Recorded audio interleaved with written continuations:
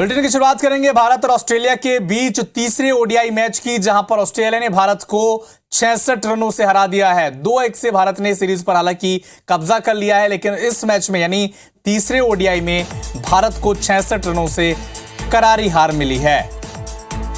तो 350 से ज्यादा रन ऑस्ट्रेलिया ने बनाए और चेस करते हुए भारतीय टीम 66 रन पहले ही सिमट गई। लेकिन हालांकि पहले 2 मैच भारत ने जीत लिया था, इसी के चलते सीरीज पर भारत ने 2-1 से कब्जा कर लिया है। लेकिन ये तीसरा जो ओडीआई मैच भारत और ऑस्ट्रेलिया के बीच राजकोट में चल रहा था, इसमें 66 रन से भारतीय टीम को हार मिली है। ग्लेन मैक्सवेल की स्पिन गेंदबाजी के आगे पूरी जो भारतीय टॉप ऑर्डर थी वो बिखर गई। रोहित शर्मा, वॉशिंगटन सुंदर, विराट कोहली, श्रेयस अय्यर, ये सभी विकेट ग्लेन मैक्सवेल ले लिए और एक पार्ट टाइम बॉलर ने भारतीय बल्लेबाजों को, टॉप ऑर्डर बैट्समैन को अच्छा खासा परेशान किया। क्रिकेट से जुड़ी एक और खबर, 5 अक्टूबर से शुरू होने वाले 13वें वनडे विश्व कप में शिरकत करने के लिए पाकिस्तान क्रिकेट टीम कड़ी सुरक्षा के बीच भारत पहुंच गई है। बाबर आजम की कप्तानी वाली टीम लाहौर से दुबई पहुंची। इसके बाद हैदराबाद की फ्लाइट से पाकिस्तानी टीम हैदराबाद पहुंची है। 1992 की वर्ल्ड चैंपियन पाकिस्तान की टीम की सुरक्षा में 4000 सुरक्षाकर्मी तैनात किए गए हैं। पाकिस्तानी टीम 7 साल के लंबे अंतराल के बाद भारत पहुंची है और 29 सितंबर को पाकिस्तानी टीम अभ्यास मैच में न्यूजीलैंड और 3 अक्टूबर को ऑस्ट्रेलिया से भिड़ेगी, जबकि 14 अक्टूबर को भारत के साथ उसका महामुकाबला विश्व कप में हैदराबाद में ही होना है। उज्जैन में नाबालिग से दुष्कर्म का मामले पर अब लगातार सियासी रंग ये मामला पकड़ता जा रहा है। मामले पर कांग्रेस, सरकार और बीजेपी पर जमकर हमला कर रही है। कमलनाथ ने ट्वीट किया, सीएम शिवराज सिंह चौहान को घेरा। ट्वीट में लिखा कि क्या आप सिर्फ चुनाव लड़ते रहेंगे और झूठी घोषणाएं करते रहेंगे? मासूम बेटियों की सुरक्षा पर कोई ध्यान नहीं देंगे। साथ ही कमलनाथ ने मांग भी की कि दरिंदगी के आरोपियों को सख्त से सख्त सजा मिले और पीड़िता को 1 करोड़ रुपए का मुआवजा मिले। कांग्रेस के प्रदेश प्रभारी रणदीप सिंह सुरजेवाला ने तीखी प्रतिक्रिया दी, कहा कि लगातार बहन और बेटियों के साथ एमपी में अत्याचार हो रहा है, लेकिन ये लोग उत्सव में लगे हुए हैं। इधर कांग्रेस के मीडिया प्रभारी के मिश्रा ने भी इस मामले पर निशाना साधा। उन सत्तासीन लोगों के लिए चुल्लू भर पानी में डूब मरने का विषय है। 12 साल की ये एक बिटिया दरिंदगी का शिकार होकर कई किलोमीटर तक न्याय की गुहार कर रही है, और यदि यही बिटिया मतदाता होती तो बहनों के भाई, बहनों के मामा, अंतर्राष्ट्रीय मामलों के विशेषज्ञ गृह मंत्री सब उसकी मदद करने के लिए बोलना चालू कर देते। उज्जैन में 12 साल की नाबालिग से दरिंदगी के मामले में कांग्रेस ने बीजेपी सरकार के खिलाफ माहौल बनाना अभी से शुरू कर दिया है। राहुल गांधी के ट्वीट के बाद कांग्रेस और एनएसयूआई ने 2 अलग अलग जगहों पर कैंडल मार्च निकाला और गृह मंत्री नरोत्तम मिश्रा से इस्तीफे की भी मांग की। तो दोनों तस्वीरें उज्जैन रेप केस के बाद सामने आई हैं। भोपाल में एनएसयूआई के कार्यकर्ताओं ने कैंडल मार्च निकाला और नरोत्तम मिश्रा के इस्तीफे की भी मांग की।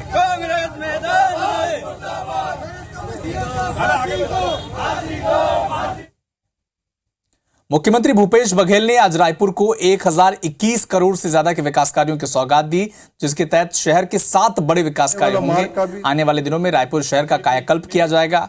मुख्यमंत्री ने तात्यापारा नवीन मार्केट में खूबचंद बघेल की मूर्ति पर माल्यार्पण किया, विकास कार्यों की सौगात दी। निर्माण के भूमि पूजन भी हम लोगों ने किया। एवं तेलीबांधा चौक से अग्रसेन धाम चौक तक, लवांडी तक 6 लेन फ्लाईओवर ब्रिज निर्माण के लिए इसका भी भूमि पूजन किया है, जिसमें 473 करोड़ रुपये की लागत आएगी। मुख्यमंत्री निवास कार्यालय में करीब 4,771 करोड़ का भूमि पूजन, लोकार्पण और शिलान्यास हम लोगों ने किया। यहां आके 1021 करोड़ के शिलान्यास हम लोगों ने किया, भूमि पूजन किया। सरगुजा पहुंचे डिप्टी सीएम टीएस सिंहदेव ने टिकट वितरण को लेकर एक बड़ा बयान दिया। कहा कि कांग्रेस पार्टी टिकट वितरण को लेकर किसी जल्दबाजी में नहीं है और 1 अक्टूबर को स्क्रीनिंग कमेटी की बैठक होगी और इसके बाद ही केंद्रीय कमेटी की बैठक होने के बाद ही टिकटों की घोषणा की जाएगी। तक मेरी जानकारी है पीईसी की अगली बैठक 28 तारीख को होगी 6 बजे, 6 बजे के आसपास, और स्क्रीनिंग कमेटी की बैठक 1 तारीख को हो सकती है। उसके बाद फिर सेंट्रल इलेक्शन कमेटी। हम लोग जल्दी में नहीं लग रहे कोई जल्दी नहीं है। बीजेपी सांसद मनोज तिवारी आज छत्तीसगढ़ के दौरे पर रहे, परिवर्तन यात्रा में शामिल हुए, लेकिन इससे पहले उन्होंने छत्तीसगढ़ की सरकार, सीएम भूपेश बघेल और विपक्षी गठबंधन इंडिया पर सनातन विरोधी होने का आरोप लगाया। क्या कहा, आइए सुनाते हैं। कहते हैं हम सनातन धर्म को समाप्त करेंगे, तो कौन सनातन धर्म को? अब तो ये लड़ाई ऐसी है कि भाई सुशासन में तो कहीं भी ये भारतीय जनता पार्टी या एनडीए से आगे नहीं है, लेकिन जो समाज में जो सुरक्षा की भावना और सनातन नष्ट करने के लिए अगर आप आगे चल रहे हैं, तो मुझे नहीं लगता है कि अब किसी राज्य में ये लोग रह पाएंगे। सनातन है क्या जानता है वो? मैं विभिन्न टेलीविजन के इंटरव्यू में वो बात मैंने कहा है, सनातन है क्या? सनातन में गुरु शिष्य परंपरा है। गुरु ही शिष्य को सिखाता है। हमारे जो विश्व गुरु हैं वो सवालों से कतराते हैं, प्रश्नों से घबराते हैं। भारतीय जनता पार्टी के लोगों से कोई प्रश्न पूछ दे तो पलायन कर जाते हैं। राजनीतिक रूप से अपरिपक्व हैं मनोज तिवारी, अभी उन्हें और राजनीति सीखना है। वो भोंडे गानों के लिए जाने जाते हैं, भोंडे और अभद्र गानों के कारण उनकी पहचान है। राजनीतिक रूप में उनकी परिपक्वता अभी नहीं आई है। चुनावी दौर में सियासी दिग्गजों का दौरा बढ़ता ही जा रहा है। गुरुवार को कांग्रेस और बीजेपी दोनों ही दलों के कद्दावर नेता छत्तीसगढ़ दौरे पर रहेंगे। गृह मंत्री अमित शाह 28 सितंबर को लगभग 12:30 बजे के आसपास रायपुर एयरपोर्ट पहुंचेंगे। कुशाभाऊ ठाकरे परिसर में बीजेपी की दूसरी सूची को लेकर मंथन करेंगे। तो दूसरी तरफ कल कांग्रेस के राष्ट्रीय अध्यक्ष मल्लिकार्जुन खड़गे भाटापारा दौरे पर रहेंगे।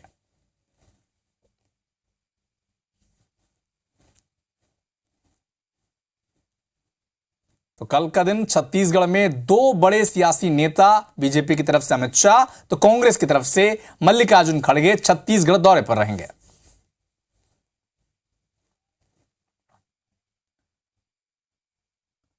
ग्वालियर में गुर्जर महाकुंभ पंचायत में उत्पात के बाद से माहौल तनावपूर्ण बना हुआ है। एहतियात के तौर पर संवेदनशील क्षेत्रों में पुलिस बल तैनात किया गया है। साथ ही उत्पात मचाने वालों में शामिल 17 मुख्य आरोपियों पर 5-5 हजार और 3-3 हजार रुपए का नाम भी घोषित किया गया है।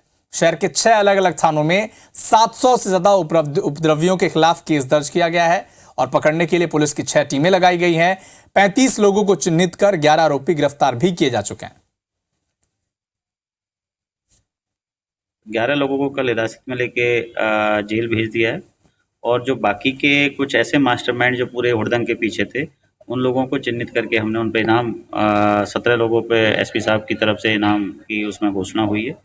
लगातार उसमें टीमें काम कर रही है, लगातार आइडेंटिफिकेशन का काम किया जा रहा है और जैसे जैसे गिरफ्तारी होती जाएगी हम उनको माननीय न्यायालय के सामने पेश करते जाएंगे।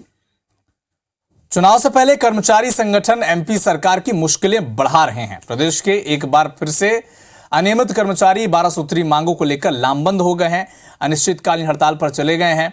राज्य कर्मचारी मंच के प्रांत अध्यक्ष अशोक पांडे का कहना है कि अगर उनकी मांग नहीं पूरी गई तो प्रदेश भर के कर्मचारी राजधानी में जुटे हुए हैं और मांग पूरी नहीं होने पर अनिश्चितकालीन हड़ताल की चेतावनी भी वो लगातार दे रहे हैं। उनकी मांगे जो 12 सूत्री हैं लंबे समय से सरकार के सामने विचाराधीन है, तो हम ये निर्णय लेंगे कि हमें चुनाव में क्या करना है। एकता शक्ति को इस सरकार को भी दिखाएंगे और आने वाली सरकार को भी बताएंगे। बैतूल में एक छात्रा के साथ बेरहमी से पिटाई करने का मामला सामने आया और पीड़ित बच्ची को उसकी मां ने गंभीर अवस्था में जिला अस्पताल में भर्ती करवाया। बताया जा रहा है कि सवाल का गलत जवाब देने पर टीचर ने यह पिटाई की थी। स्कूल गई थी और उस समय उसके बाद उसके शिक्षक द्वारा उसका मारपीट की गई है, तो अभी प्राथमिक उपचार के लिए हमने मरीज को भर्ती कर लिया है और उसकी आवश्यक जांचें करवा रहे हैं। बच्चे की स्थिति अभी सामान्य है, कोई बाहरी रूप से कोई चोटें नजर नहीं आ रही है और आवश्यक जांचों में सोनोग्राफी और एक्सरे बच्चे का भी एडवाइस किया है। रिपोर्ट आने के बाद ही सारी डिटेल आपको बता। सीधी जिले के आरएस पब्लिक स्कूल में 9वीं से 12वीं तक के 30 से ज्यादा छात्र जबरन उन्होंने मुंडन करवा लिया। इसके बाद छात्रों के परिजन नाराज हो गए।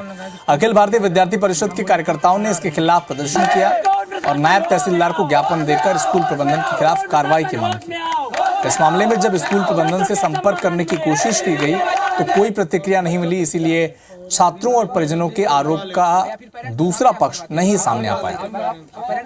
क्या रहा था, फिर सभी बच्चों को ले जाया गया। फिर मेरे को आए सीएम सर, तो मेरे को ले गए और मैं बोला कि नहीं करवाएंगे। सर बोले कि आपके पापा से बात किए गए, तो हम बोले हम भी पापा से बात करेंगे। तो ये मेरे को ऐसे कॉलर पकड़ के ले गए और बैठा के ऐसे पकड़ के और मेरे मुंडन करवाए गए। Shri Aryan memorial public school में हमारे बच्चों का मुंडन कर दिया गया। मेरी बिना जानकारी के कुछ ऐसे बच्चे हैं जिनको दबाया गया कि आप नहीं बोलेंगे नहीं आपकी टीसी काट देंगे। एक की टीसी भी काट दी गई है। अभी ज्ञापन प्राप्त हुआ है तो हम अपने वरिष्ठ अधिकारी को अवगत कराएंगे। कलेक्टर महोदय तक इसको प्रेषित किया जाएगा और जो भी वैधानिक कार्रवाई होगी प्रशासन इसमें करेगा। खबर हरदा के हंडिया थाना क्षेत्र से, जहां पर एक दलित व्यक्ति को पुजारी ने मंदिर में जाने से रोक दिया।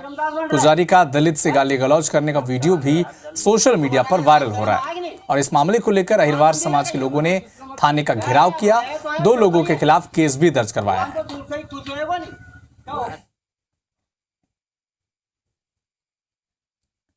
धार जिले के बारिया गांव में पुलिस ने हथियार बनाने की फैक्ट्री का पर्दाफाश किया है। 3 आरोपियों को भी गिरफ्तार किया। इनके कब्जे से अवैध हथियार और हथियार बनाने के लिए उपकरण भी जब्त किए। गिरफ्तार आरोपी एमपी, राजस्थान, गुजरात, दिल्ली, हरियाणा और कर्नाटक के वांटेड फरार आरोपी थे, जिन पर आर्म्स एक्ट समेत गंभीर धाराओं में 35 से ज्यादा अपराध दर्ज हैं। तस्करी का काम करता था विभिन्न राज्यों में। इसका पूरा हम लोग जांच कर रहे हैं। निश्चित तौर पे नॉट ओनली धार बल्कि मध्य प्रदेश देश का पीस एंड ऑर्डर, ट्रैंक्विलिटी और कानून व्यवस्था ध्वस्त होने की उम्मीद थी, जिसको लेकर के हम लोगों ने उसके खिलाफ रासुका की भी कार्रवाई करी है। हमने एनएसए का वारंट प्राप्त कर लिया है। उसको नेशनल सिक्योरिटी एक्ट में हम अरेस्ट करने जा रहे हैं। इसके अलावा जो 2 अन्य अपराधी हैं उनसे भी सघन पूछताछ जारी है।